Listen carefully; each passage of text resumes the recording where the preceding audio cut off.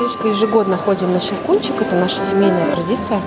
И каждый раз Астана Балет удивляет. Удивляет, поражает, восхищает оформлением. Я хочу сказать спасибо огромное, потому что всегда такие очень красивые, интересные фотозоны. Всегда настроение праздника, оно прямо вот в душе поселяется. Спасибо.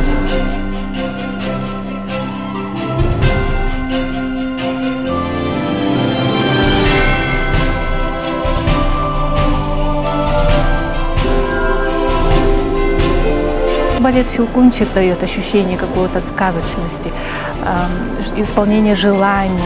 И мы в грядущем нашем Новом году мы в предвкушении, вот, что все будет хорошо, все будет замечательно, как вот в этой сказке.